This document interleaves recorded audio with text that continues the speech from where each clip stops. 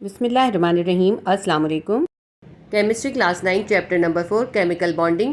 आज मैं आपको इसके सेक्शन सी के क्वेश्चन नंबर 5 से क्वेश्चन नंबर 9 तक कराऊंगी। ये सेक्शन सी की वीडियोस का पार्ट 3 है। अगर आपने क्वेश्चन 1, क्वेश्चन 2 और क्वेश्चन 3 और क्वेश्चन 4 देखना हो तो आप इसके पार्ट 1 और पार्ट 2 के लिए केमिस्ट्री क्लास 9 की प्लेलिस्ट के अंदर विजिट कर लीजिएगा। तो अब हम क्वेश्चन नंबर 5 स्टार्ट करते हैं। क्वेश्चन नंबर 5 है define metallic bond. How are metallic bonds formed. Metallic bonds आपको डिफाइन करना है और ये बताना है कि मेटेलिक बॉन्ड्स कैसे बनते हैं। इस क्वेश्चन का आंसर आपकी बुक में पेज नंबर 82 पर है। ये आपके पास टॉपिक है मेटेलिक बॉन्ड का। ये इसके अंदर आपको मेटेलिक बॉन्ड डिस्क्राइब भी करें और उसका फॉर्मेशन का तरीका भी बताया है और इसकी डायग्राम। इस क्वेश्चन के आंसर में आपको ये डायग्राम भी बनानी है, ठीक है। ये मैंने इस क्वेश्चन का आंसर जो शॉर्ट क्वेश्चन में लिखवाया था वही आंसर इसके अंदर लिखना है। मैं वही आंसर आपको इसके अंदर दोबारा से समझा देती हूँ उन स्टूडेंट्स के लिए जिन्होंने शॉर्ट क्वेश्चन नहीं देखे। उनके लिए मैं ये मेटेलिक बॉन्ड का टॉपिक दोबारा से समझा देती हूँ। वही आंसर जो शॉर्ट क्वेश्चन में लिखा था वही हम इसके अंदर लिखेंगे। तो पहले मैं इसको आपको डिस्क्राइब कर देती हूँ और फिर मैं रीड कर दूंगी, फिर आप नोट डाउन कर लीजिएगा। सबसे पहले मैं आपको बताऊँ मेटेलिक बॉन्ड क्या होता है। मेटेलिक बॉन्ड जो है मेटल्स के अंदर बनते हैं। मेटल के जो एटम हैं वो अपने आउटर मोस्ट शेल के इलेक्ट्रॉन को लूज कर देते हैं।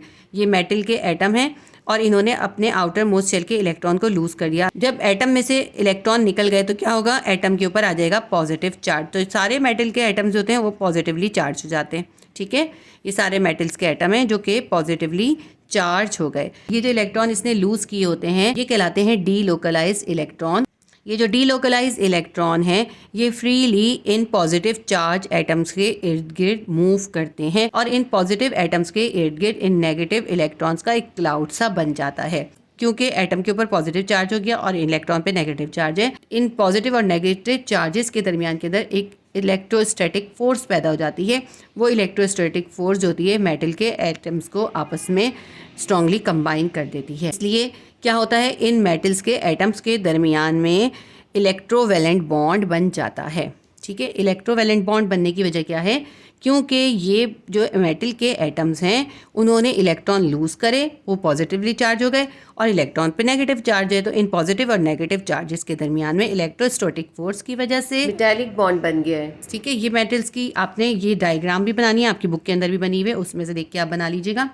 ये जो मैंने आपको बताया है ना, सिर्फ यही चीज़ आपने इसके अंदर लिखनी है। आप इसको नोट डाउन कर लें। Metals atom lose the outer shell electron and become positively charged ion. Metal के एटम अपने आउटर शेल के इलेक्ट्रॉन को लूज कर देते हैं और पॉजिटिवली चार्ज्ड आयन बन जाते हैं and occupy a fix position in a lattice. और मेटल के अंदर एक फिक्स पोजीशन ऑक्यूपाई कर लेते हैं, यानी ये जो पॉजिटिव चार्ज आयन बने होते हैं ये मूवेबल नहीं होते, इनकी एक फिक्स पोजीशन होती है। The outer shell electrons are free to move and called delocalised electrons and move freely. Outer most shell के फ्री होने वाले इलेक्ट्रॉन डीलोकलाइज्ड इलेक्ट्रॉन कहलाते हैं और वो फ्रीली मूव करते हैं। There is a strong electrical force of attraction between their mobile electrons and the immobile positive metal ions. Mobile electron के नेगेटिव चार्ज और इमोबाइल पॉजिटिव मेटल आयंस के दरमियान में एक highly strong electrical force of attraction पैदा हो जाती है and this is the metallic bond. जो इनके दरमियान में एक फोर्स ऑफ अट्रैक्शन पैदा होती है जो इनको आपस में बाइंड कर देती है वो कहलाता है metallic bond. That is why atoms of metallic elements ions form an ionic bond. इस वजह से मेटल के एलिमेंट्स जो होते हैं वो आयनिक बॉन्ड बनाते हैं, ठीक है। बस यहाँ तक हमने लिखना है और ये डायग्राम भी बनानी है। अच्छा, आपकी बुक में इसको जो है 2-3 पॉइंट्स में अलग अलग करके दिया हुआ है। आप चाहें तो अपनी बुक से उन पॉइंट्स को भी कर सकते हैं।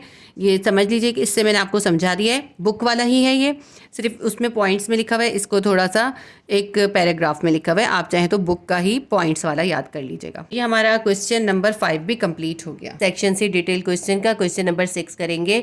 What is coordinate covalent bond? Explain with 2 example। हमें coordinate covalent bond डिफाइन करना है और उसको 2 एग्जाम्पल से एक्सप्लेन करना है। इस क्वेश्चन का आंसर आपकी बुक में पेज नंबर 81 पर है, लेकिन पहले मैं आपको एक्सप्लेन कर देती हूँ, उसके बाद मैं आपको ये बताऊँगी कि आपने कहाँ से लिखना है। हमने पिछले क्वेश्चंस के अंदर कोवैलेंट बॉन्ड पढ़ा। क्वेश्चन नंबर 3 और क्वेश्चन नंबर 4 में मैंने आपको कोवैलेंट बॉन्ड एक्सप्लेन किया था। कोवैलेंट बॉन्ड में क्या होता है, कोवैलेंट बॉन्ड में एटम्स जो होते हैं एक दूसरे के साथ इलेक्ट्रॉन्स को शेयर कर लेते हैं। क्यों शेयर करते हैं? स्टेबिलिटी हासिल करने के लिए शेयर करते हैं। एटम्स अपने ऑक्टेट या फिर डुप्लेट कंप्लीट करने के लिए इलेक्ट्रॉन्स को शेयर करते हैं ताकि वो स्टेबल हो जाए। जब कोई दो एटम अपने इलेक्ट्रॉन्स को शेयर करते हैं तो उनके दरमियान जो बॉन्ड बनता है वो होता है कोवैलेंट बॉन्ड। ठीक है, कोवैलेंट बॉन्ड में क्या होता है? दोनों एटम्स एक दूसरे के साथ अपने अपने इलेक्ट्रॉन्स को शेयर कर रहे होते हैं। और ये क्यों करते हैं? ताकि इनके ऑक्टेट कंप्लीट हो जाए, यानी इनके वैलेंस शेल के अंदर या तो 8 इलेक्ट्रॉन कंप्लीट हो जाए या इनके वैलेंस शेल के अंदर 2 इलेक्ट्रॉन कंप्लीट हो जाए। ऐसे एटम जिनके पास सिर्फ एक ही शेल होता है उनका वो फर्स्ट शेल ही उनका वैलेंस शेल होता है, तो ऐसे एटम का वैलेंस शेल सिर्फ 2 इलेक्ट्रॉन से कंप्लीट हो जाता है। कहते हैं डुप्लेट रूल। तो ऑक्टेट या डुप्लेट कंप्लीट करने के लिए एटम्स एक दूसरे के साथ इलेक्ट्रॉन्स को शेयर करते हैं। तो इलेक्ट्रॉन की शेयरिंग से जो बॉन्ड बनता है वो होता है कोवैलेंट बॉन्ड। अगर दोनों एटम एक दूसरे के साथ एक एक इलेक्ट्रॉन शेयर करते हैं, यानी एक इलेक्ट्रॉन का पेयर शेयर करते हैं, तो उनके दरमियान सिंगल कोवैलेंट बॉन्ड होता है। अगर 2 इलेक्ट्रॉन के पेयर शेयर होते हैं तो डबल कोवैलेंट बॉन्ड होता है, और अगर 3 इलेक्ट्रॉन के पेयर शेयर होते हैं तो उनके दरमियान ट्रिपल कोवैलेंट बॉन्ड होता है। ये मैंने आपको कोवैलेंट बॉन्ड का थोड़ा सा रिकैप दे दिया है ताकि आपको समझ में आए, क्योंकि कोवैलेंट बॉन्ड की ही एक टाइप है कोऑर्डिनेट कोवैलेंट बॉन्ड। जब कोई दो एटम आपस में बॉन्डिंग कर रहे हो और उनमें से सिर्फ एक एटम जो है वो अपने इलेक्ट्रॉन को शेयर कर रहा हो और दूसरा अपने इलेक्ट्रॉन को शेयर ना करे, तो उनके दरमियान जो बॉन्ड बनता है वो होता है कोऑर्डिनेट कोवैलेंट बॉन्ड, और इसको डेटिव बॉन्ड भी कहते हैं। डेटिव बॉन्ड बनने में क्या होता है? 2 एटम्स के दरमियान बॉन्ड बन रहा है, लेकिन एक एटम अपने इलेक्ट्रॉन शेयर कर रहा है जबकि दूसरा एटम अपने इलेक्ट्रॉन शेयर नहीं कर रहा, तो उनके दरमियान बनेगा डेटिव बॉन्ड या कोऑर्डिनेट कोवैलेंट बॉन्ड। यानी कि एक एटम जो होता है ना अपने इलेक्ट्रॉन्स को दूसरे एटम को डोनेट कर रहा होता है, जबकि दूसरा एटम जो होता है वो अपने इलेक्ट्रॉन्स को शेयर नहीं करता। तो जो एटम अपने इलेक्ट्रॉन्स को दूसरे एटम को डोनेट कर रहा है वो कहलाएगा डोनर, और जो दूसरा एटम जो अपने इलेक्ट्रॉन शेयर नहीं कर रहा वो कहलाएगा एक्सेप्टर। मैं इस डायग्राम से आपको नहीं समझा रही, ये डायग्राम तो कोवैलेंट बॉन्ड की थी। इस डायग्राम को देखें तो इसके अंदर देखें फ्लोरीन और हाइड्रोजन अपने एक एक इलेक्ट्रॉन को शेयर कर रहे हैं, यानी इनके दरमियान एक इलेक्ट्रॉन का पेयर शेयर हो रहा है। दोनों ही एटम अपने इलेक्ट्रॉन शेयर कर रहे हैं, इसलिए इनके दरमियान है कोवैलेंट बॉन्ड। लेकिन अगर ऐसा हो कि इनमें से एक एटम तो अपने इलेक्ट्रॉन्स को शेयर करे और दूसरा एटम शेयर ना करे, फिर ये बॉन्ड होता है कोऑर्डिनेट कोवैलेंट बॉन्ड। तो ये मैंने आपको कोऑर्डिनेट कोवैलेंट बॉन्ड समझा दिया। अब मैं कोऑर्डिनेट कोवैलेंट बॉन्ड को आपको एग्जांपल से समझाती हूँ। देखिए जैसे अमोनिया है ना, NH3 या अमोनिया गैस HCl के साथ जब कंबाइन होती है तो इन दोनों के दरमियान जो है वो बनता है कोऑर्डिनेट कोवैलेंट बॉन्ड, और क्या बन जाता है? NH4Cl। NH4 पे प्लस होता है और Cl पे माइनस होता है। अब ये बनता कैसे है वो मैं आपको बना के दिखाती हूँ। एक नाइट्रोजन का एटम है और हाइड्रोजन के 3 एटम है जिससे मिलके अमोनिया बन रहा है। तो अगर हम अमोनिया का बनाएं तो इस तरह से आएगा ना, NH। देखिए ये एक नाइट्रोजन का एटम और ये 3 हाइड्रोजन के एटम हमने प्लेस कर दिए। अब इनके हम वैलेंस इलेक्ट्रॉन भी यहाँ पे प्लेस करते हैं। नाइट्रोजन का एटॉमिक नंबर होता है 7। इसकी इलेक्ट्रॉनिक कॉन्फ़िगरेशन बनेगी, फर्स्ट शेल में आ जाएंगे 2 और सेकंड शेल के अंदर आ जाएंगे 5 इलेक्ट्रॉन। ठीक है, तो 5 इलेक्ट्रॉन इसके वैलेंस इलेक्ट्रॉन है, तो यहाँ पे हम इसके वैलेंस इलेक्ट्रॉन बना देते हैं।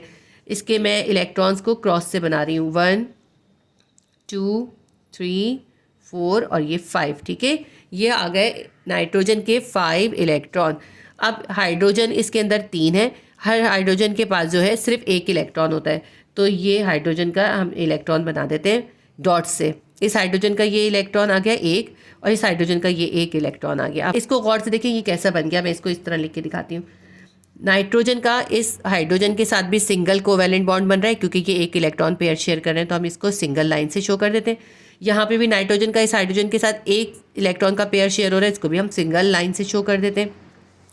यहाँ पे भी हाइड्रोजन के साथ नाइट्रोजन अपना एक इलेक्ट्रॉन का पेयर शेयर कर रही है, इसको भी हम एक सिंगल लाइन से शो कर देंगे। अब ये बन गया NH3, लेकिन यहाँ पे नाइट्रोजन के पास 2 इलेक्ट्रॉन्स का लोन पेयर है क्योंकि ये वो इलेक्ट्रॉन है जो कि किसी के साथ बॉन्डिंग नहीं कर रहा है। ये मैंने अमोनिया का क्रॉस एंड डॉट स्ट्रक्चर लिखा है और फिर मैंने इसकी बॉन्डिंग बना के दिखा दी। अब इसके साथ जब HCl कंबाइन होगा तो क्या होगा, ये जो हाइड्रोजन का एटम है ये इस लोन पेयर की तरफ अट्रैक्ट हो जाएगा। इसको हम कैसे लिखेंगे? अब ये हमारे पास कैसे हो जाएगा, NH पूरा यहाँ पे कैसे था, N और H3 तरह, ये हमने इस तरह से लिख दिया। ये जो जिस तरह से था ये हमने पूरा भी यहाँ लिख लिया। ये जो हाइड्रोजन आयन है इस लोन पेयर के साथ अट्रैक्ट हो जाएगा और ये हाइड्रोजन के साथ कोऑर्डिनेट कोवैलेंट बॉन्ड बन जाएगा। कोऑर्डिनेट कोवैलेंट बॉन्ड को हम इस एरो से जाहिर करते हैं।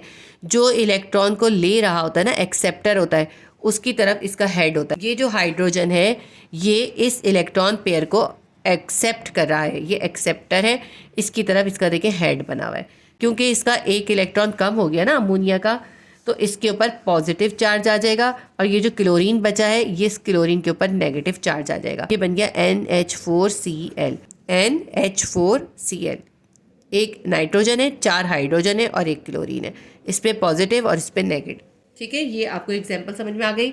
इसकी 2 एग्जांपल हैं बुक में, ये थी इसकी फर्स्ट एग्जांपल, ये मैंने आपको फर्स्ट एग्जांपल समझा दी है। अभी मैं आपको बुक से भी समझाऊंगी, बुक से भी मार्क कराऊंगी, बुक में ही है ये आपकी। सेकेंड एग्जांपल है कि जब HCl को वाटर में डिसॉल्व करते हैं, H2O plus HCl gives H3O hydronium ion. देखें इस इक्वेशन के अंदर HCl की जगह पे उसका सिर्फ H आयन शो किया है, क्लोरीन आयन इसमें शो नहीं करा HCl का। तो आपकी बुक में इसी तरह से थी ये इक्वेशन, मैंने आपकी बुक के तरीके से ही इसे लिखा है। वाटर का डॉट एंड क्रॉस स्ट्रक्चर लिख लेते हैं। ऑक्सीजन का 1 एटम है और हाइड्रोजन के 2 एटम है। ऑक्सीजन की इलेक्ट्रॉनिक कॉन्फ़िगरेशन है 2 और 6, यानी इसके आउटर मोस्ट शेल या वैलेंस शेल के अंदर कितने इलेक्ट्रॉन है? 6 इलेक्ट्रॉन है। तो हम इसके इलेक्ट्रॉन प्लेस कर देते हैं 1 2 3 4 5 और 6। ठीक है, ये हमने ऑक्सीजन के इलेक्ट्रॉन प्लेस कर दिए। अब हाइड्रोजन के 2 एटम है, हर हाइड्रोजन के एटम के पास एक ही इलेक्ट्रॉन होगा, तो इसको हम क्रॉस से बना देते हैं। इस हाइड्रोजन के एटम का इलेक्ट्रॉन आ गया, ये दूसरे हाइड्रोजन के एटम का एक इलेक्ट्रॉन आ गया। अब इसको देखें, इसके पास कितने इलेक्ट्रॉन बन गए टोटल? 1 2 3 4 5 6 7 8। इस तरह ये देखिए वाटर का मॉलिक्यूल बन गया। और अगर हम इसको बॉन्ड की शक्ल में जाहिर करें तो हम कैसे लिखेंगे? ऑक्सीजन के पास जो है 2 लोन पेयर हैं इलेक्ट्रॉन्स के, और हाइड्रोजन के साथ यहाँ पे एक सिंगल बॉन्ड बन रहा है, यहाँ पे भी हाइड्रोजन के साथ सिंगल कोवेलेंट बॉन्ड बन रहा है। क्योंकि ऑक्सीजन जो है हाइड्रोजन के साथ एक पेयर इलेक्ट्रॉन का शेयर करिए, इसलिए सिंगल कोवेलेंट बॉन्ड बन गया। यहाँ पे भी ऑक्सीजन हाइड्रोजन के साथ एक पेयर ऑफ इलेक्ट्रॉन शेयर करिए, इसलिए यहाँ पे भी सिंगल कोवेलेंट बॉन्ड बन गया। ये बन गया वाटर का स्ट्रक्चर। अब वाटर के साथ HCl को कंबाइन करते हैं। आप चाहें तो यहाँ पे HCl भी लिख सकते हैं, लेकिन क्योंकि आपकी बुक में यहाँ पे H गिवन है इसलिए मैं यहाँ पे H ही लिख रही हूँ। जब वाटर को HCl के अंदर डिसॉल्व करते हैं तो जो उसका H आयन होता है ना, वो H आयन इस लोन पेयर की तरफ अट्रैक्ट हो जाता है। इससे क्या होता है, ये H इधर आ जाता है, क्या बन जाएगा? ऑक्सीजन सेंटर में है, इसके एक हाइड्रोजन के साथ यहाँ सिंगल कोवेलेंट बॉन्ड बन रहा है, एक यहाँ कोवेलेंट बॉन्ड बन रहा है, इसका एक लोन पेयर ऐसे ही है, और एक ये जो हाइड्रोजन आयन है ये इस लोन पेयर के साथ अट्रैक्ट हो जाएगा और यहाँ पे कोऑर्डिनेट कोवेलेंट बॉन्ड बन जाएगा। ये बन गया H3O। कोऑर्डिनेट कोवेलेंट बॉन्ड को हम एरो से जाहिर करते हैं। एक लोन पेयर के साथ हाइड्रोजन अट्रैक्ट हो जाएगा और एक लोन पेयर ऐसे ही बाकी रह जाएगा। आप चाहें तो नीचे लोन पेयर छोड़ दें, ऊपर हाइड्रोजन बना दें जैसे बुक में बना हुआ है। ठीक है, ऐसे बनाए या वैसे बनाए सेम बात है। बनाए H3O हाइड्रोनियम आयन। तो जब वाटर के साथ स्ट्रॉन्ग एसिड HCl को डिसॉल्व करते हैं तो H3O हाइड्रोनियम आयन बनता है। हाइड्रोनियम आयन एक स्ट्रॉन्गेस्ट एसिड है। एक एग्जांपल ये आपकी फर्स्ट एग्जांपल है और ये आपकी सेकंड एग्जांपल है। ये दोनों एग्जांपल आपने इसी तरह ड्रॉ करनी है और उनको एक्सप्लेन भी करना है। अब मैं आपको बताती हूँ आपने बुक में से कहाँ से लिखना है और किस तरह इसे एक्सप्लेन करना है। पेज नंबर 81 पे 4.3.4 कोऑर्डिनेट कोवेलेंट बॉन्ड और dative covalent bond. Coordinate covalent bond को डेटिव कोवेलेंट बॉन्ड भी कहते हैं। इसमें जो ये लास्ट 2 लाइंस है ये इसकी डेफिनेशन आप लिखेंगे। सबसे पहले आप हेडिंग डालेंगे कोऑर्डिनेट कोवेलेंट बॉन्ड और dative covalent bond. The type of bond in which bond pair of electrons is contributed bye 1 atom only. ऐसा बॉन्ड जिसके अंदर इलेक्ट्रॉन का जो पेयर है वो सिर्फ एक एटम ही कॉन्ट्रीब्यूट कर रहा हो इज कॉल्ड कोऑर्डिनेट कोवेलेंट और डेटिव बॉन्ड। ऐसा बॉन्ड कहलाता है कोवेलेंट कोऑर्डिनेट बॉन्ड या डेटिव बॉन्ड। उसके बाद आप डोनर और एक्सेप्टर की हेडिंग डालेंगे। फिर लिखेंगे the atom that donate the electron pair is called the donor. वो एटम जो इलेक्ट्रॉन का पेयर डोनेट कर रहा होता है वो कहलाता है donor. And the other atom which is accepting the electron pair is called acceptor.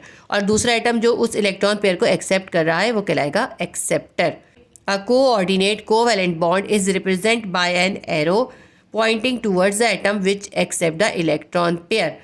Coordinate covalent bond को हम एरो से जाहिर करते हैं और एरो का जो पॉइंट होता है वो एक्सेप्टर की तरफ होता है। वो एटम जिसने इलेक्ट्रॉन के पेयर को एक्सेप्ट किया होता है उस पॉइंट का एरो जो है उस एक्सेप्टर की तरफ होता है। अब few examples of formation of coordinate covalent bonds are given. इसकी कुछ एग्जाम्पल्स हैं जो कि नेक्स्ट पेज पर हैं। पेज नंबर 82 के ऊपर फर्स्ट एग्जाम्पल है reaction between ammonia and hydrogen chloride. Ammonia और हाइड्रोजन क्लोराइड का reaction. The reaction between ammonia and hydrogen chloride involves the formation of dative bond. Ammonia और हाइड्रोजन क्लोराइड का जब रिएक्शन होता है तो उनमें डेटिव बॉन्ड बनता है between nitrogen atom in ammonia containing lone pair and H आइन फ्रॉम HCl। और ये डेटिव बॉन्ड अमोनिया के नाइट्रोजन एटम के अंदर मौजूद लोन पेयर और HCl के H आइन के दरमियान बनता है। When ammonia react with hydrogen ion in an aqueous solution of an acid, hydrogen ion is attracted to the lone pair। जब अमोनिया किसी एसिड के एक्वस सॉल्यूशन के साथ रिएक्ट करती है तो अमोनिया के नाइट्रोजन के पास मौजूद लोन पेयर HCl के H आइन को अट्रैक्ट करता है। ठीक है, HCl का H जो है इस लोन पेयर को एक्सेप्ट कर लेता है, इसलिए ये एक्सेप्टर बन जाता है, इसे एक्सेप्टर कहेंगे। और हम इसके इस तरफ जो है एरो का हेड लगाएंगे। देखें हमने एरो कैसे बनाया है, H की तरफ बनाया है कि ये H जो है ये एक्सेप्ट कर रहा है इस इलेक्ट्रॉन के लोन पेयर को। अब देखें ये NH3 का क्रॉस एंड डॉट डायग्राम बनी हुई है। जब ये HCl के साथ कंबाइन हो रही है ये H जो है इस लोन पेयर को एक्सेप्ट कर रहा है, इसलिए ये एक्सेप्टर है। यानी ये H जो है इस अमोनिया के साथ कोऑर्डिनेट कोवैलेंट बॉन्ड बना रहा है। इसको हम कैसे लिखेंगे, ये नाइट्रोजन हाइड्रोजन के दरमियान हमने लिखा है सिंगल बॉन्ड है। यहाँ पे भी नाइट्रोजन का हाइड्रोजन से सिंगल कोवैलेंट बॉन्ड है, ये भी नाइट्रोजन का हाइड्रोजन से सिंगल कोवैलेंट बॉन्ड है। लेकिन ये जो लास्ट में है ये नाइट्रोजन का हाइड्रोजन के साथ कोऑर्डिनेट कोवैलेंट बॉन्ड है, ये जो अभी इससे बना है। ठीक है, इस लोन पेयर को HCl के H ने एक्सेप्ट करा है, जिससे इनके दरमियान कोऑर्डिनेट कोवैलेंट बॉन्ड बन गया। कोऑर्डिनेट कोवैलेंट बॉन्ड को हम एरो से शो करते हैं और एरो का जो हेड है वो एक्सेप्टर की तरफ होता है, यानी H आइन ने इस लोन पेयर को एक्सेप्ट किया है। क्योंकि इसने एक प्रोटॉन या H को लिया है इसलिए इससे पॉजिटिव साइन आ गया और क्लोरीन पे नेगेटिव साइन रह गया। ये बन गया NH4Cl अमोनियम क्लोराइड। ये तो हो गई इसकी एक एग्जांपल। आपने ये भी पूरा लिखना है पैराग्राफ और ये इक्वेशन भी पूरी लिखनी है। सेकेंड एग्जांपल की आप हेडिंग डालेंगे reaction between hydrogen chloride and water. ठीक है, reaction between hydrogen chloride and water. अब देखिए इसमें इन्होंने कहा तो कि हाइड्रोजन क्लोराइड का वाटर से हो रहा है, लेकिन यहाँ पे इन्होंने सिर्फ H दिखाया है, HCl यानी कि हाइड्रोजन क्लोराइड शो नहीं करा। तो जो इस तरह बुक में है उसी तरह हम कर लेते हैं। बुक के अंदर यहाँ पे बताया हाइड्रोजन क्लोराइड जो है वो वाटर के अंदर डिसॉल्व हो रहा है। हाइड्रोजन क्लोराइड यानी HCl वाटर के अंदर डिसॉल्व हो रहा है। HCl एक स्ट्रॉन्ग एसिड है, जब हम उसे वाटर में डिसॉल्व करते हैं तो वो हाइड्रोनियम आयन बनाता है और हाइड्रोनियम आयन जो है वो एक स्ट्रॉन्गेस्ट एसिड है। HCl यानी स्ट्रॉन्ग एसिड को जब वाटर के साथ मिलाया, इसने रिएक्शन करा तो क्या हुआ, देखिए H3O बन गया। पहले आप डालेंगे हेडिंग आप डालेंगे reaction of hydrogen chloride with water। उसके बाद लिखेंगे when hydrogen chloride dissolve in water, hydrogen ion is attracted to the lone pair of electrons which is available on oxygen। जब हाइड्रोजन क्लोराइड को वाटर में dissolve करते हैं तो hydrogen ion oxygen के लोन पेयर की तरफ अट्रैक्ट हो जाता है जो कि ऑक्सीजन के अंदर मौजूद होता है। And hydronium ion is formed as below, और हाइड्रोनियम आयन बन जाता है, H3 होता है हाइड्रोनियम आयन। देखिए वाटर का एक मॉलिक्यूल बनाया है, वाटर क्या होता है H2O होता है। ये वही एग्जांपल है जो मैंने आपको अभी समझाई है। ऑक्सीजन का एक मॉलिक्यूल है और हाइड्रोजन के दो मॉलिक्यूल हैं। ऑक्सीजन का मॉलिक्यूल इस हाइड्रोजन के साथ भी सिंगल कोवैलेंट बॉन्ड बना रहा है, इस हाइड्रोजन के साथ भी सिंगल कोवैलेंट बॉन्ड बना रहा है। अब ऑक्सीजन के पास बच गए दो लोन पेयर, उसमें से एक लोन पेयर जो है वो इस हाइड्रोजन को अपनी तरफ अट्रैक्ट कर लेगा और हाइड्रोजन वाटर के साथ कोऑर्डिनेट कोवैलेंट बॉन्ड या डेटिव बॉन्ड बना लेगा। इससे क्या बन जाएगा H3O। ये ऑक्सीजन है और ये दो हाइड्रोजन के एटम है, ये हो गया H2O। देखिए ये जो ऊपर लोन पेयर था इस लोन पेयर को हाइड्रोजन ने एक्सेप्ट कर लिया, इसलिए यहाँ पर हम दिखाएंगे कि ऑक्सीजन के साथ इस हाइड्रोजन ने कोऑर्डिनेट कोवैलेंट बॉन्ड बना लिया है और हाइड्रोजन जो है वो एक्सेप्टर है क्योंकि एरो का जो हेड है वो हाइड्रोजन की तरफ है। इसका मतलब है ये हाइड्रोजन इलेक्ट्रॉन पेयर को एक्सेप्ट कर रहा है। ये अपने इलेक्ट्रॉन्स शेयर नहीं कर रहा, लेकिन ये ऑक्सीजन के इलेक्ट्रॉन्स को शेयर कर रहा है। ठीक है, इसलिए ऑक्सीजन जो है वो डोनर है और ये हाइड्रोजन जो है HCl का जो हाइड्रोजन है वो एक्सेप्टर है। इससे ये क्या बन गया, ये बन गया H3O। 3 हाइड्रोजन के एटम हो गए और एक ऑक्सीजन का एटम हो गया। और ये होता है हाइड्रोनियम आयन। इसके बाद आप नीचे लिखेंगे once a bond is form it is impossible to tell any difference between the dative bond and ordinary covalent bond. जब बॉन्ड बन जाता है तो डेटिव बॉन्ड और ऑर्डिनरी कोवेलेंट बॉन्ड के दरमियान डिफ्रेंशिएट करना बहुत मुश्किल होता है, क्योंकि दोनों ही बॉन्ड जो होते हैं इलेक्ट्रॉन की शेयरिंग से बन रहे होते हैं। There is no difference between them in reality. इन दोनों के दरमियान यानी डेटिव बॉन्ड और ऑर्डिनरी कोवेलेंट बॉन्ड के दरमियान में कोई डिफरेंस नहीं होता। The difference between the two is a mood of formation. ये दोनों बॉन्ड्स बिल्कुल सेम है, डेटिव बॉन्ड भी और कोवेलेंट बॉन्ड भी, लेकिन इन दोनों के दरमियान में सिर्फ फॉर्मेशन का मूड डिफरेंट है। Due to their covalent nature of formation the properties of these compounds are similar to those of the covalent compound. क्योंकि कोऑर्डिनेट कोवेलेंट बॉन्ड बिल्कुल कोवेलेंट बॉन्ड के जैसा ही होता है, इनमें कोई फ़र्क नहीं है, इसलिए कोऑर्डिनेट कोवेलेंट बॉन्ड से जो बनने वाले कंपाउंड्स हैं उनकी प्रॉपर्टीज़ बिल्कुल कोवेलेंट कंपाउंड्स के सिमिलर होती हैं। यानी कोवेलेंट कंपाउंड और कोऑर्डिनेट कोवेलेंट कंपाउंड्स की प्रॉपर्टीज़ सेम होती हैं, उनमें कोई डिफरेंस नहीं होता। तो ये आपने पूरा टॉपिक करना है। ये लॉन्ग क्वेश्चन है जिसके अंदर आपसे कोऑर्डिनेट कोवेलेंट बॉन्ड की डेफिनेशन पूछते हैं, उसको डिफाइन करना होता है और इन 2 एग्जाम्पल से उसको एक्सप्लेन करना होता है। ये लॉन्ग क्वेश्चन में आता है और बहुत इंपॉर्टेंट क्वेश्चन है। आप ये नोट डाउन कर लीजिए कि ये मोस्ट इंपॉर्टेंट क्वेश्चन है। देखिए, जब मैं आपको क्वेश्चन करवा रही होती हूँ ना, तो मैं इंपॉर्टेंट पॉइंट्स आपको बताती जाती हूँ, इसीलिए आप वीडियो को पूरा देखा करें और ध्यान से देखा करें, उसमें आपको इंपॉर्टेंट पॉइंट्स मिल जाएंगे। बाद में आपको ज़रूरत ही नहीं पड़ेगी कि आप ये पूछें कौन से क्वेश्चन इंपॉर्टेंट है। हर चैप्टर के अंदर जो भी इंपॉर्टेंट चीज़ है वो मैं आपको बताती हुई चल रही हूँ, ठीक है। इस चैप्टर के अंदर ये 3rd क्वेश्चन है जो मोस्ट इंपॉर्टेंट है और लॉन्ग में आ सकता है। इन तीनों में से एक लॉन्ग क्वेश्चन ज़रूर आता है। फर्स्ट है आयनिक बॉन्ड, सेकेंड है कोवेलेंट बॉन्ड और थर्ड है कोऑर्डिनेट कोवेलेंट बॉन्ड। इन तीनों में से एक डिस्क्रिप्टिव में क्वेश्चन आने का बहुत चांस है, तो आपने ये तीनों ही चीज़ें बहुत अच्छी तरह से करनी है। तो हमारा ये क्वेश्चन नंबर 6 जो है कंप्लीट हो गया। क्वेश्चन नंबर 7 करेंगे, what do you understand about ionic character of covalent bond.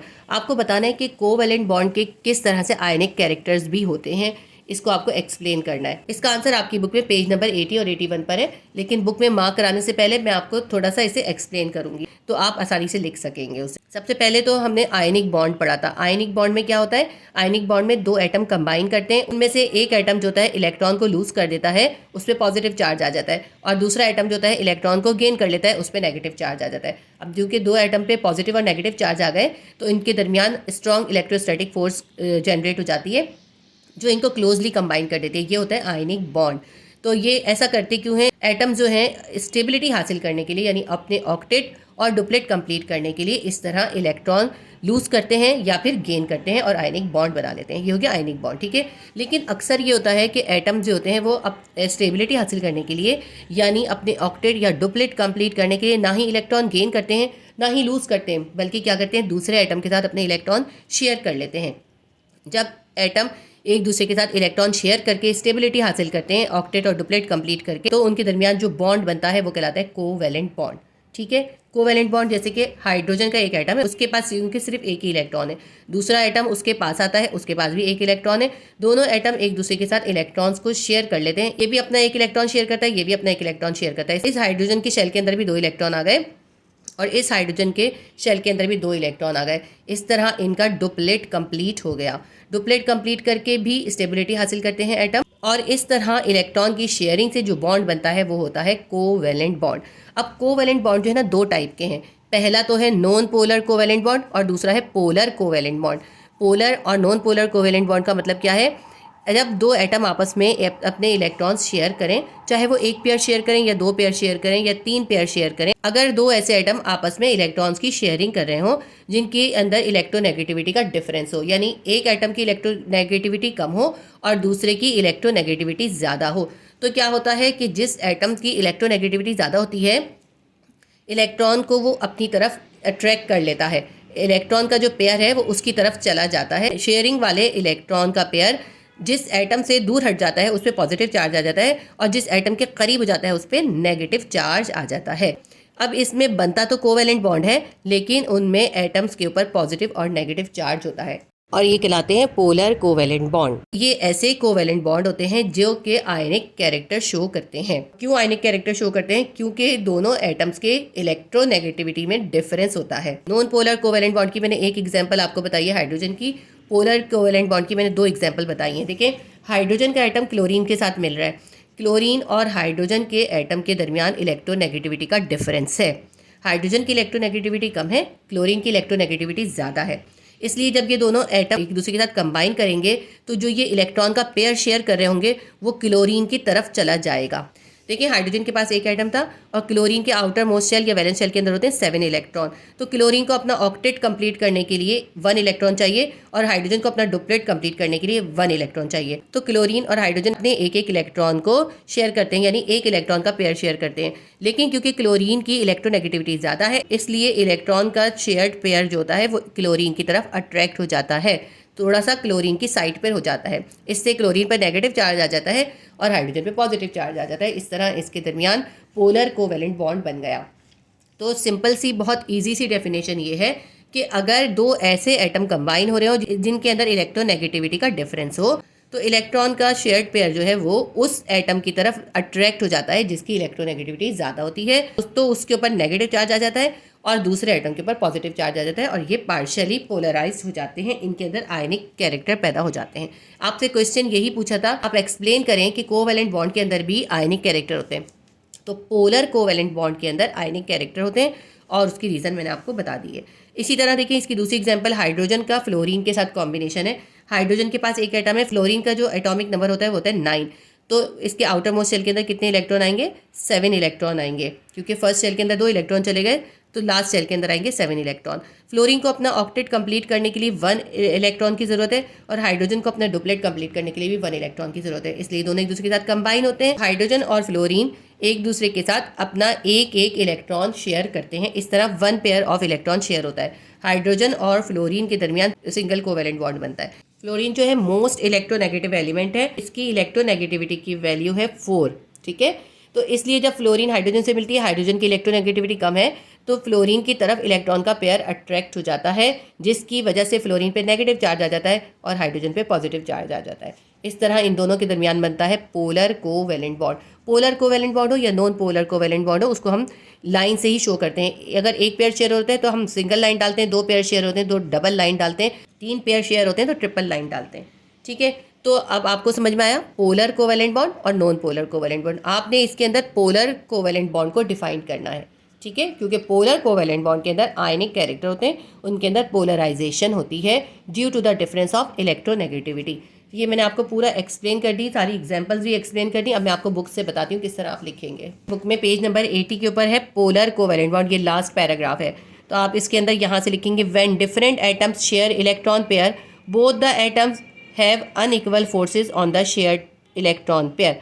जब डिफरेंट एटम इलेक्ट्रॉन का पेयर शेयर करते हैं तो वो दोनों एटम इलेक्ट्रॉन पेयर के ऊपर डिफरेंट फोर्स अप्लाई करते हैं, क्योंकि वो दोनों एटम डिफरेंट हैं, उनकी इलेक्ट्रोनेगेटिविटी डिफरेंट है, तो इसलिए उन दोनों की फोर्स भी उस इलेक्ट्रॉन पेयर के ऊपर डिफरेंट होती है। Such a covalent bond is called a polar covalent bond. ऐसा कोवेलेंट बॉन्ड जिसमें 2 डिफरेंट एटम आपस में इलेक्ट्रॉन का पेयर शेयर कर रहे हों और अनइक्वल फोर्स लगा रहे हों, वो कहलाता है पोलर कोवेलेंट बॉन्ड। और इसकी एग्जांपल है HCl हाइड्रोजन क्लोराइड, वाटर है H2O और NH3 अमोनिया है। ये सब पोलर कोवेलेंट बॉन्ड है। तो आपने व्हेन से लेके बॉन्ड्स तक लिखना है और ऊपर आपने हेडिंग डालनी है पोलर कोवेलेंट बॉन्ड। इसके बाद आप यहाँ से लिखेंगे in the formation of polar covalent bond one of the atom will attract the shared electron pair more strongly than the other one. जब पोलर कोवेलेंट बॉन्ड बनता है तो एक एटम शेयर्ड पेयर इलेक्ट्रॉन को अपनी तरफ ज़्यादा स्ट्रांगली अट्रैक्ट कर लेता है दूसरे की निस्बत। This atom will be called more electronegative atom.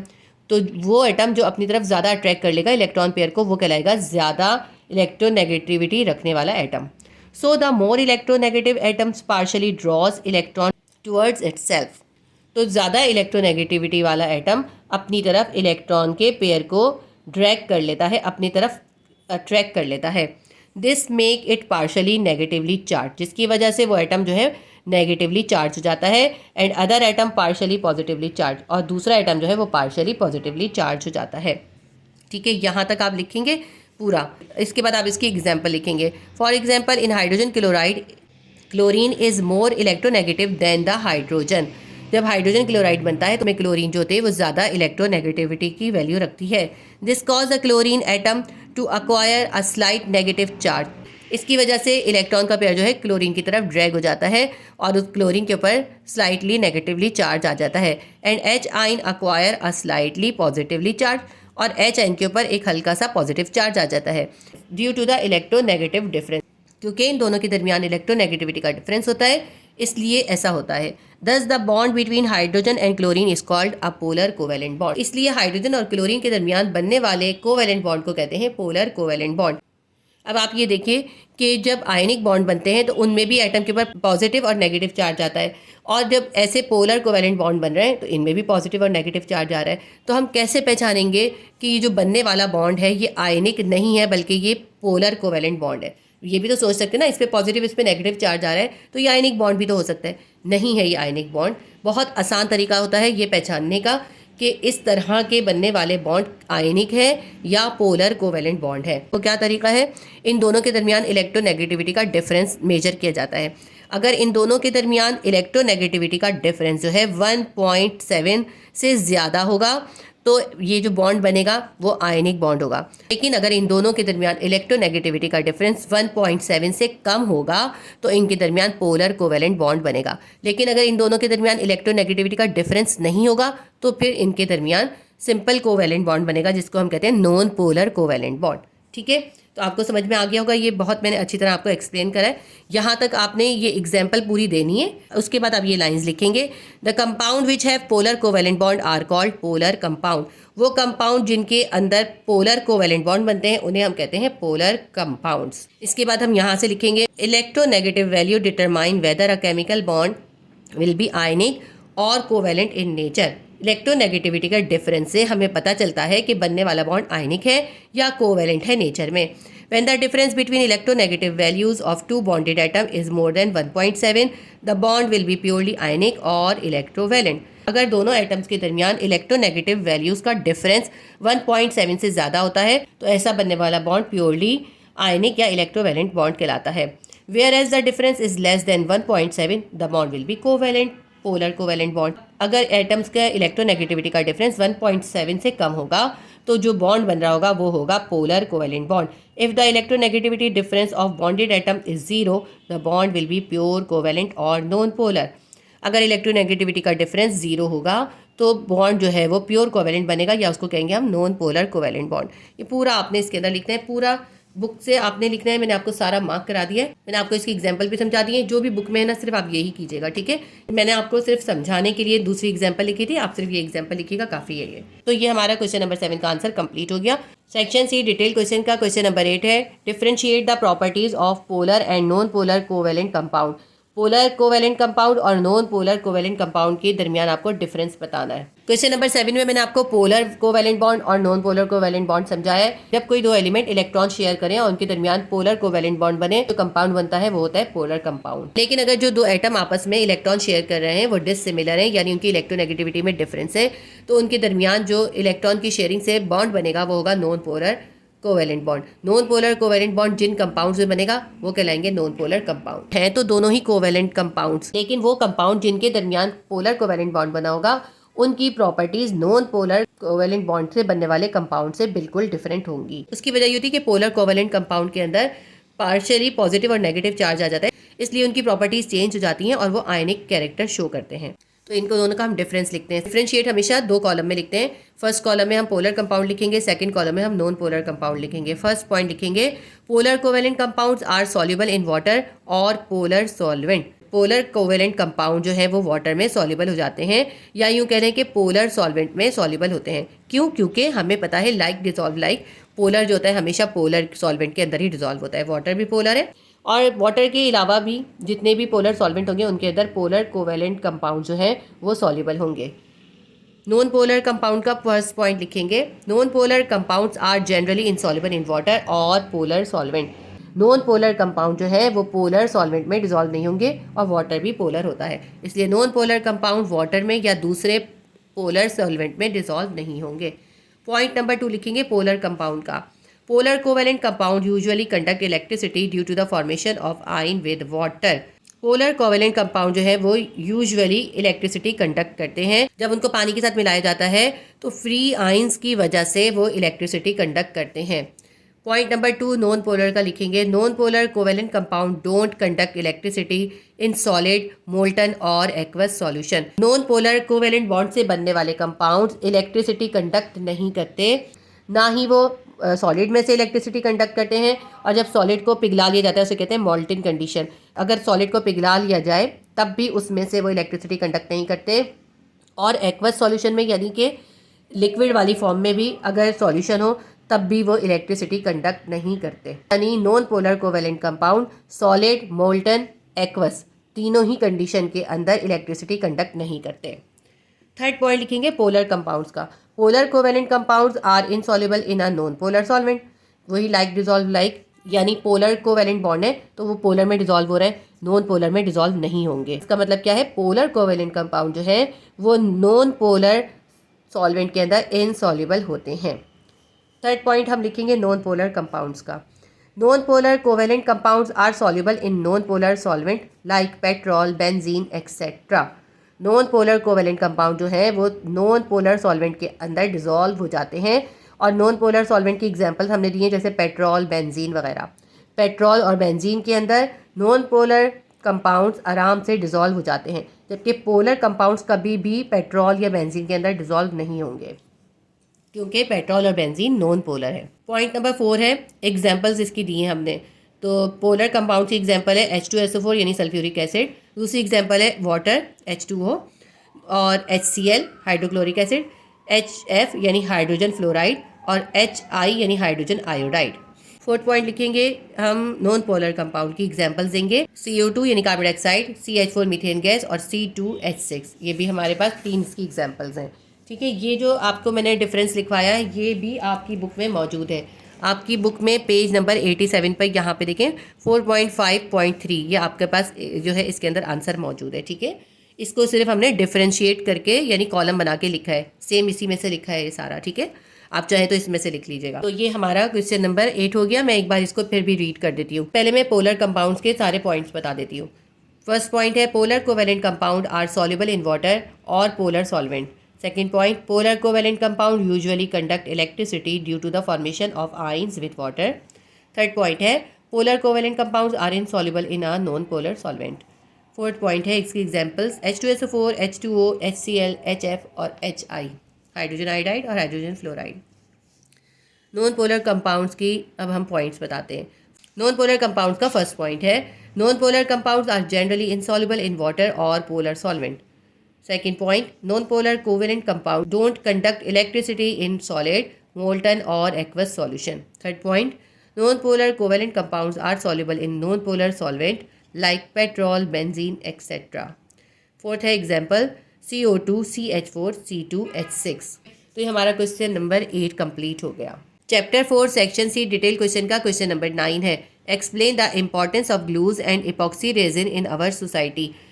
Glue और इपॉक्सी रेजिन के हमें अपनी सोसाइटी में इंपॉर्टेंस बतानी है। ये जो क्वेश्चन है ये आपका शॉर्ट क्वेश्चन में भी था, लेकिन शॉर्ट में थोड़ा शॉर्ट लिखा था, इसके अंदर हम थोड़ा डिस्क्राइब करेंगे। इस क्वेश्चन का आंसर आपकी बुक में पेज नंबर 88 पर है। ठीक है, पेज नंबर 88 से ही मैंने इसका आंसर लिखा है। पहले हमने ये पूरा पैराग्राफ लिखा है सिंथेटिक से लेके ऑब्जेक्ट तक। ठीक है, उसके बाद हमने ये पैराग्राफ लिखा है लास्ट वाला पूरा। ठीक है, लास्ट पैराग्राफ पूरा लिखेंगे। उसके बाद जो है इसके कुछ यूजेस इसमें से ही अलग अलग सेपरेट करके लिखें। मैं आपको दिखाती हूँ किस तरह लिखना है इसको। जब दो एटम्स के दरमियान स्ट्रॉन्ग बॉन्ड बनता है तो फिर वो दोनों एक दूसरे के साथ स्ट्रांगली अटैच हो जाते हैं, स्टिक हो जाते हैं। तो असल में इस बॉन्डिंग की वजह से ही एडिसिव बनती हैं, चिपकाने वाली चीज़ें बनती हैं, या ग्लू या इपॉक्सी रेजिन बनती है। तो मैं आपको अब इसका आंसर लिखवाती हूँ पहले। तो क्वेश्चन नंबर 9 का आंसर हम लिखेंगे synthetic adhesives like epoxy resin and glues are the substances that stick to the surface of the other objects. Synthetic adhesives यानी कि आर्टिफिशियली तरीके से जो चिपकाने वाली चीज़ें बनाई जाती हैं, जैसे इपॉक्सी रेजिन या ग्लू, ये जो है चीज़ों की सरफेसेस को चिपकाने के लिए, स्टिक करने के लिए यूज़ की जाती हैं। इपॉक्सी रेजिन आपने कॉमनली देखी है, एल्फी इसकी एक एग्जांपल है। The material like plastic, wood, metal, ceramic, glass and rubber at which glue is applied are called substrate. मुख्तलिफ मटेरियल जैसे प्लास्टिक, लकड़ी, मेटल, सेरामिक, ग्लास और रबड़ वगैरह जिनके ऊपर ग्लू अप्लाई की जा रही होती है वो कहलाते हैं सबस्ट्रेट। सबस्ट्रेट वो सब्सटेंसेज हैं जिनके ऊपर हम ये ग्लू या एपॉक्सी रेजिन वगैरह अप्लाई कर रहे होते हैं। Epoxy adhesive is more expensive than resin glue. Epoxy adhesive जो है वो रेजिन ग्लू से ज़्यादा एक्सपेंसिव या महंगा होता है। बोथ आर सिंथेटिक एडिसिव, दोनों ही सिंथेटिक हैं यानी आर्टिफिशियली तैयार की जाती हैं। And required mixing before use, और इनको मिक्स करना पड़ता है इस्तेमाल से पहले। But epoxy hardens much faster than resin glue. लेकिन एपॉक्सी रेजिन ग्लू की निस्बत ज़्यादा तेज़ी से सख्त हो जाती है या ड्राई हो जाती है। We can use adhesives to repair the broken parts of an object. इन एडिसिव्स को या चिपकाने वाली चीज़ों को हम ऑब्जेक्ट के टूटे हुए पार्ट्स को जोड़ने में यूज़ करते हैं। The excellent adhesives properties of epoxy resin are due to the attractive force between the epoxy resin and the surface of substrate. Epoxy resin को जब सबस्ट्रेट की सरफेस पे लगाया जाता है तो एपॉक्सी रेजिन उस सबस्ट्रेट की सरफेस के साथ स्ट्रांगली बाइंड हो जाती है। सबस्ट्रेट के सरफेस के एटम्स और एपॉक्सी रेजिन के एटम्स के दरमियान में स्ट्रॉन्ग अट्रैक्टिव फोर्स हो जाती है जिसकी वजह से वो चीज़ें स्टिक हो जाती हैं एक दूसरे के साथ। ठीक है, यहाँ तक लिख लिया। इसके बाद जो मैंने आपको शॉर्ट में आंसर लिखवाया था ना वो आप इसके अंदर लिखेंगे आगे। जो शॉर्ट में क्वेश्चन नंबर 12 था ना, यूजेस ऑफ एडिसिव मटेरियल लिखने थे, वही आप अब इसमें आगे लिखेंगे। इसी तरह आप इसके पॉइंट्स बना के और हेडिंग डाल के लिखेंगे, वही चीज़ लिखनी है। मैं आपको एक बार फिर इसमें बता देती हूँ। जिन बच्चों ने ये शॉर्ट क्वेश्चन नहीं देखे या क्वेश्चन नंबर 1 से लेके क्वेश्चन नंबर 4 तक किसी भी क्वेश्चन का आंसर देखना चाहते हैं तो वो केमिस्ट्री क्लास 9 की प्लेलिस्ट में चले जाए। केमिस्ट्री क्लास 9 की प्लेलिस्ट के अंदर आपको इन चारों चैप्टर्स के तमाम क्वेश्चन के आंसर मिलेंगे और आगे भी इंशाल्लाह ताला मैं आपको बाकी तमाम चैप्टर्स भी कंप्लीट करवाऊंगी। इसलिए आप वीडियो को लाइक भी कीजिए और शेयर भी कीजिए और सब्सक्राइब कर लीजिए और बेल आइकॉन को क्लिक कर लीजिए ताकि आपकी कोई भी इंपॉर्टेंट वीडियो मिस ना हो और कोई इंपॉर्टेंट सवाल आपका मिस ना हो। जो मैंने अभी इससे पहले आपको बताया, पहले आप वो लिखेंगे, उसके बाद आप ये लिखेंगे। Some common adhesives are as follows. Common adhesive बता रहे हैं। नंबर 1 है polyvinyl acetate is common white glue use in book binding. Polyvinyl acetate जो है वो एक आम सी वाइट ग्लू है जो हम वाइट ग्लू यूज़ करते हैं बुक बाइंडिंग वगैरह में, वुड के काम में भी यूज़ होती है। नंबर 2 है polyurethane glue. Polyurethane glue is a flexible adhesive use in fixing of shoe soles and wood working. Polyurethane glue जो है वो फ्लेक्सिबल एडिसिव है और ये शू सोल वगैरह को चिपकाने में या वुड वर्किंग में यूज़ होती है। दरवाजे वगैरह पे एल्युमिनियम फॉइल चिपकाते हैं या दरवाज़ों को या लकड़ी की चीज़ों को स्टिक करना होता है, उसके लिए ये पॉलीयूरीथेन ग्लू यूज़ होती है। इसको हम कॉमनली समर बॉन्ड के नाम से जानते हैं। थर्ड पॉइंट है कंडक्टिव एडिसिव। ये वो एडिसिव्स होती हैं जो कि इलेक्ट्रॉनिक आइटम्स में यूज़ होती हैं। Is commonly use in electronics to repair equipment. जो इलेक्ट्रॉनिक के इक्विपमेंट्स होते हैं यानी पार्ट्स होते हैं, चीज़ें होती हैं, उनको रिपेयर करने के लिए कंडक्टिव एडिसिव यूज़ करते हैं।